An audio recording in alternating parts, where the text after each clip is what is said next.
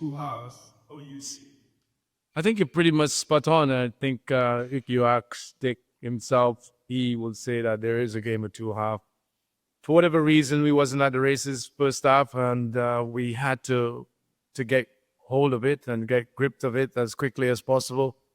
I thought they controlled the tempo of the game first half and really sort of pushed us back. And we tried to come up with a solution as quickly as possible. But the reality, I'm not so sure, and it's not an excuse for my players, but I'm not sure if there's some nerves kicked in earlier on, and the expectation uh, with the country, the crowd is not something that we have seen in Trinidad for quite some time. But as I said, it's not an excuse. They got to live with that.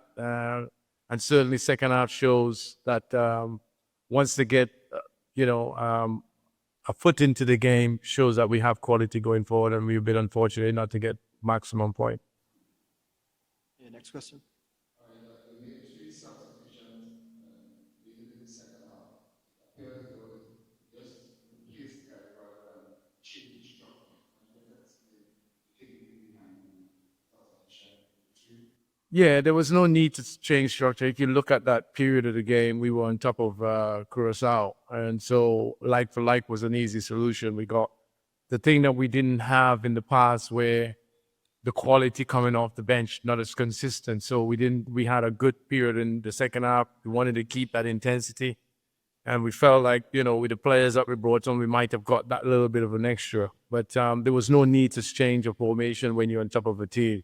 So that was the reason why we stick with it, because it was clear to what we worked on. And certainly second half, it shows that.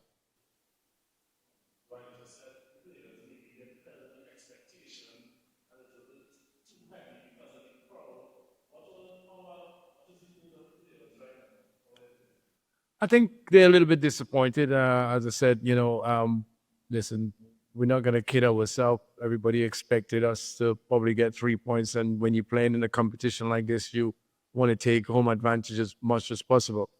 But it's never going to be easy. We know the group that we got drawn into. We need to be at our best. We wasn't at our best in the first half. I think that was well acknowledged. But second half, if we play in the manner that we can play and create the opportunities that we have created, then I don't see any reason why. But we have to take the positive. We didn't concede, which we haven't done for a number of since I've taken the reign. We always seem to concede, so that's a plus going into the game. So, as much as I'm sure there will be one and two people who's going to be negative about the results, that's part and parcel of the game. But certainly there's plenty of football left. There's something to build on. And I think not conceding, playing the way that we did in second half, gives us a lot of energy and confidence going into against Jamaica. Yeah, go ahead.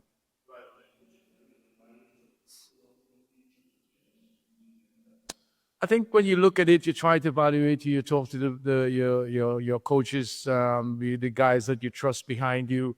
You look at it, there was some momentum was building. We were really pushing Curaçao towards their goal.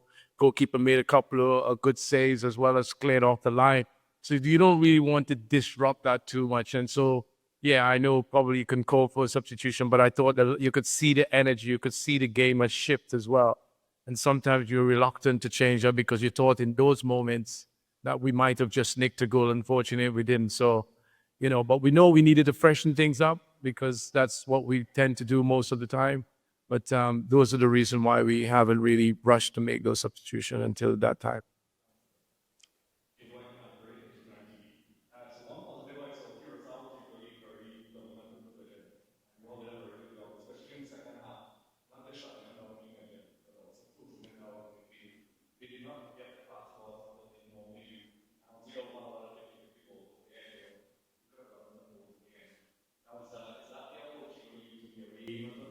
Yeah, listen, we had a discussion at halftime where we thought we didn't start the game. We couldn't get a whole of the game. We were really short in every department. They were winning the second ball. All the ricochets were falling to them. That type of stuff was happening. I felt that they take the sting out of the game very quickly. But we know that they're a quality team. They have an experienced manager, so they have a system in place that they're very comfortable with. But certainly, as I said, second half we got into them a little bit more, stayed a little bit more aggressive because we were a little bit off them in the first half. But clearly, that's what we need to do. We need to turn what we did second half to first half and throughout the game, especially when you're playing at home. But again, I go back that I'm, maybe a little bit disappointed with not getting 3 points, but at the same time, relatively content because, again, not conceding, that's something to build on. I thought Kobe Henry had an excellent debut. For the first time, he only been with us for only 3 days. And so there's a lot of positive in there, and I'm sure, the people of Trinidad and Tobago have to continue to support the team. We have obviously probably the most difficult challenge of going into Jamaica. But we feel that we're in a good place, and, it's a long road ahead. We never was going to try and tell the public something else, but we know that the challenge of qualifying was always going to be a bit challenging for us, and this is the first step towards it. From long as begun, we've got a couple of new players coming into the team. We've got Pablo for Power right now. Happy from the missing pieces that we think we still need this. Well, we met the Prime Minister recently, and she conveyed to us that there are still some, some red lines there that will be some time. But listen, I'm very happy with the squad that we have. I'm very content. As I said, I think it's probably the closest, strongest team that I've inherited since. As I said, the boy Kobe, the boy Jackie, the boy Kai. These guys are coming and really, and Justin and the likes of Jackie and these guys who have come in and really make the team a lot more competitive. So I've got a job on my hand to pick the best teams in such a short space of time. But that's what we're trying to create. I don't think the grandparents' law will kick into effect. It probably will take another month, a few weeks yet before that comes in. But if and when that comes, then we will be ready to go the options that is available to us. But we can't think of that. We got to dust ourselves down very quickly. We got a couple of days before we travel to Jamaica. The game is on Tuesday, so it's a quick turnaround. We got to get with mind around it and then be brave and ready to go into Jamaica to make sure and try and get a result there as well. Yeah, well, just about last Jamaica game on Tuesday. You said it will be honestly a tough game, but what can you do to get in mindset and pick up players and what we should believe they can be featured whether it's about 3 points? Yeah, listen, the mindset is good. We had, over the last few months, we had a lot of good games against Jamaica. I think that is the difference between the two teams is very minute. We know Jamaica is obviously the number one seeded team in the group. And either way, Trinidad and Tobago doesn't have that luxury of going into playing against any team. And so the mindset is positive. As I said, it's a game in the past we probably could have lost.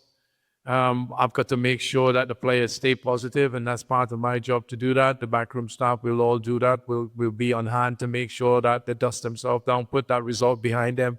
And it's all about concentration now to, try and get, a good result against Jamaica. We respect Jamaica, but we don't fear them. I don't think that they're in a real healthy place themselves, despite the result today. They won't be really looking forward to be playing against us if we perform the way we can perform. Certainly, when you take a look at the second half, I think they know that they're going to be in for a very, very tough game. But, and to qualify for the World Cup, that's how it should be. There is no easy path or easy road to qualifying for the World Cup. And, tonight is just another example of how the challenge ahead that we got to make sure that we be at our best at all times. Right, we have time for one more question. A game of two halves. Is there some adjustment you made in the second half with that adjustment and then wind up continue into it? Yeah, as I said, I'm not sure. I think we're going to do some due diligence work and have a conversation with players. I'm not sure whether the crowd was overwhelming or the nerves get the better of the players. We haven't seen football at this level for a long time with the crowd that is expected. Some of these players haven't been in this environment either. So there's a lot of things there to consider.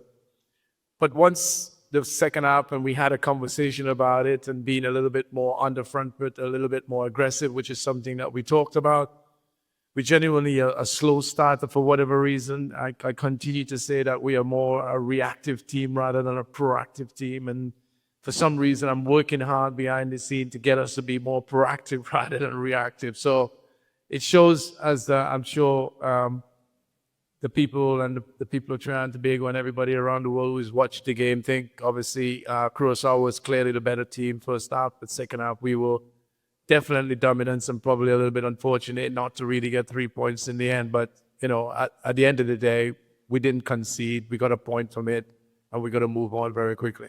All right, final question. Go ahead. Lifting project and then was it something they did on their own volition, or was it something that you might have asked them to do a little bit later?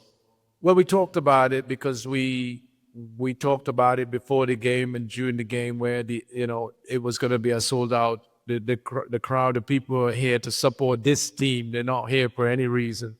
And so it was a little bit subdued, and quite rightly so. First half, we didn't really perform anything like we did second half. So we needed the fans, the people, to get involved, and clearly, Rio decided to start it. And certainly, once we got a foothold into the game, you see players now with the energy that we asked in the first half really come to the forefront, and that's what we need. We need that kind of energy from start to finish, because the players, and I'm talking on past experience, you feed off the energy of the people and the fans. And certainly first half, that wasn't quite what it was. And I'm sure if everybody recognized that the team wasn't as playing as well as we should have done. And sometimes you need that energy of the team. And we didn't get that quite first half, but second half, well, you can see the whole energy and the whole place has shifted in our favor. And as I said, unfortunately, we didn't get the result that we needed in the end. Gentlemen.